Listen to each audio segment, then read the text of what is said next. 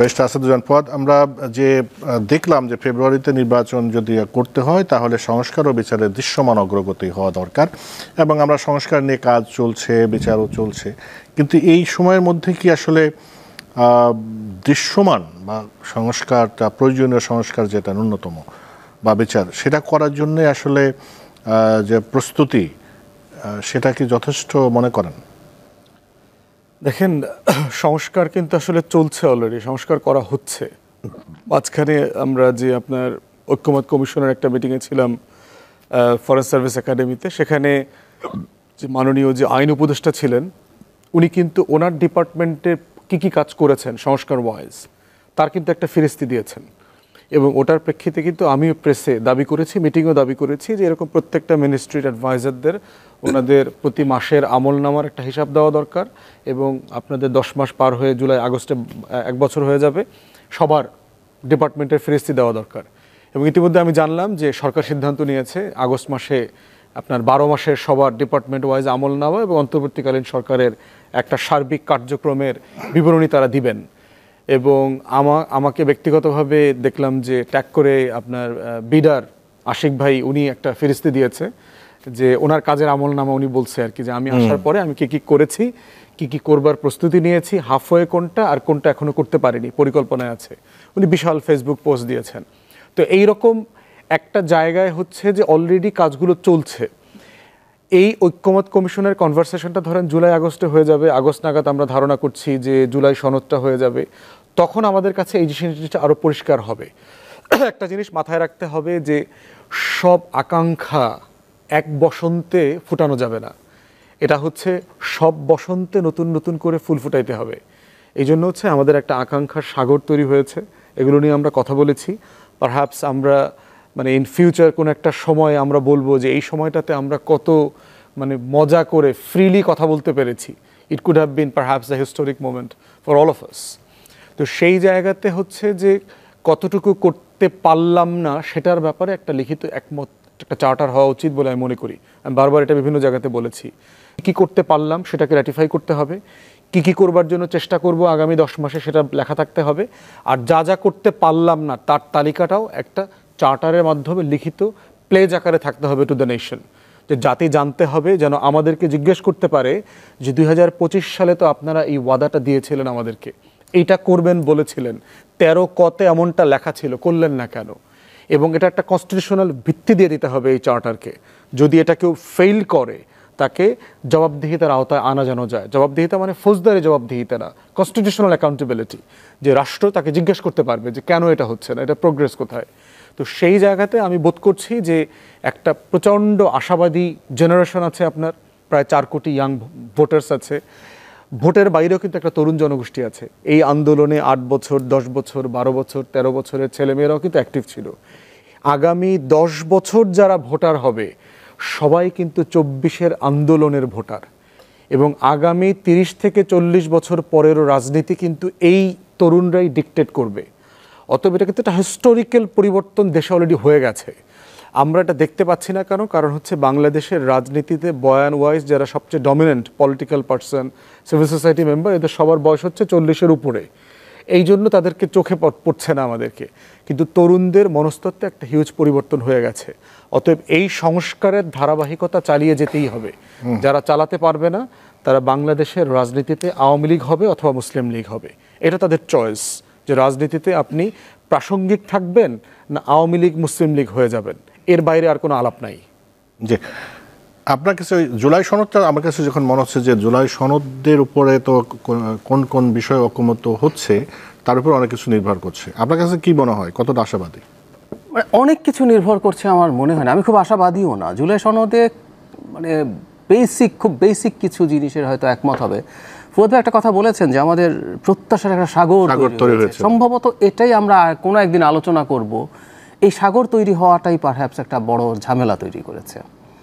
কিন্তু সাগর যদি থাকে, আমাদের প্রত্যাশা সাগর থাকবে, সেই সাগরে আমরা একদিন যাব, কিন্তু যাওয়ার পথটা তো তৈরি করতে হবে। সেইটাই তো সনদ হতে পারে।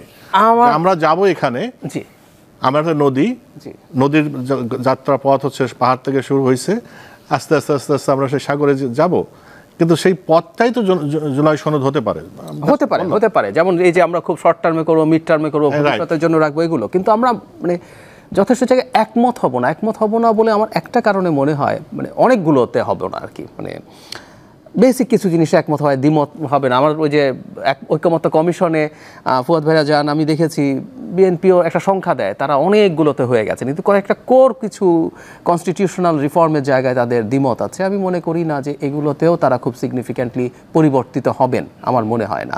আসলে ব্যাপারটা যেটা দাঁড়িয়েছে একটু বলে রাখা ভালো, মানে আমরা শেখ হাসিনাকে সরিয়ে urban educated middle class and elites, আমি আবারও বলছি urban educated middle class and elites, তারা একটা সংস্কারের চিন্তা করেছি। সংস্কার ভালো জিনিস, খারাপ জিনিস না।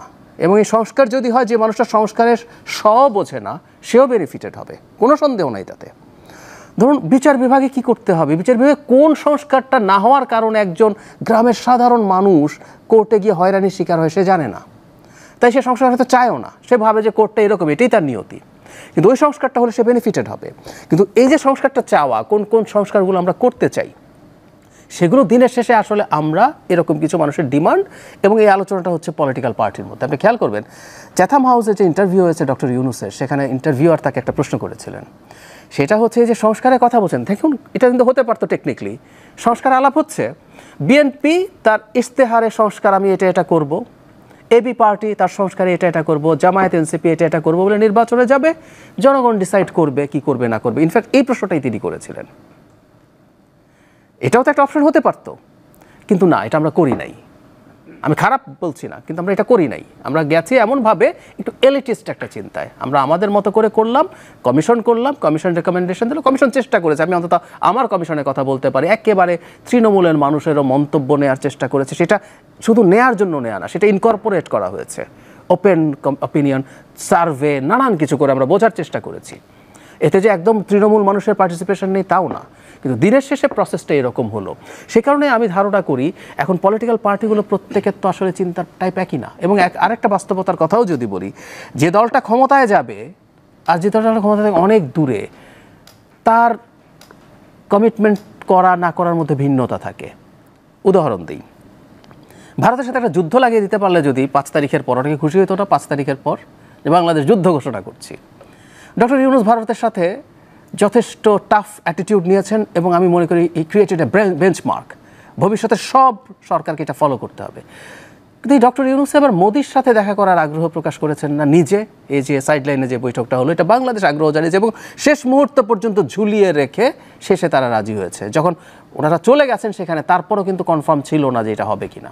এই যে ডক্টর ইউনূস যে চাইলেন, বাইরে থেকে আপনি বলতে পারেন যে এটা বিভৎস করা, এটা মানি না, এটা করে আমরা কেন চাইবো, মোদিকে চাইতে হবে, আমরা তো ভারতের সাথে যুদ্ধ চাইতেছি একটা। কিন্তু না, আপনি যখন পাওয়ারে থাকেন আপনাকে অনেকগুলো ডিনামিক্স মাথায় রাখতে হয়।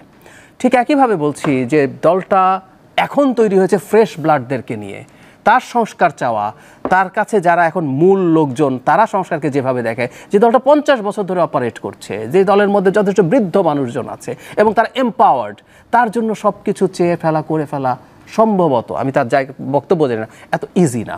সো এই ডিনামিক্সগুলো আছে। এই কারণে যে অনেক জায়গায় একমত হবে তা না। তার উপরে 5 তারিখের পর আমরা দুর্ভাগ্যজনকভাবে একটা কালচারাল ফাইটের মধ্যে নেমে গিয়েছিলাম। আমি কথাটা তখনও বলতাম যে রাজনীতি তো আসলে 2 রকম হয়। আপনি একটা ওয়েলফেয়ার বেসড রাজনীতি করতে পারেন, আর আপনি একটা কালচারাল অ্যান্ড আইডেন্টিটি বেসড রাজনীতি করতে পারেন। তো ওটা এত বেশি প্রমিনেন্ট হয়ে দাঁড়ালো, এই আলাপগুলো আসলে এখন অফসেট। আমরা অফ রেকর্ড কিন্তু এই আলাপ ফুয়াদ ভাইয়ের সাথে করছিলাম যে আমরা এই আলোচনাগুলো অনেক করতে পারতাম, সোসাইটিতে মানুষকে আরও সচেতন করে তুলতে পারতাম, কিন্তু সেই প্রেক্ষাপট বা বাস্তবতা আসলে অনেকটাই এখন নেই। ফলে সংস্কার বা জুলাই চার্টারে করব, এই সংখ্যাটা খুব বেসিক কিছু জিনিস হবে। তবে আমি আপনার সাথে একমত, আমরা সমুদ্রে যেতে চাই, নদী হয়ে কিভাবে সমুদ্রে যাব সেটার একটা পথরেখা থাকা ভালো হবে। জি, অনেক ধন্যবাদ।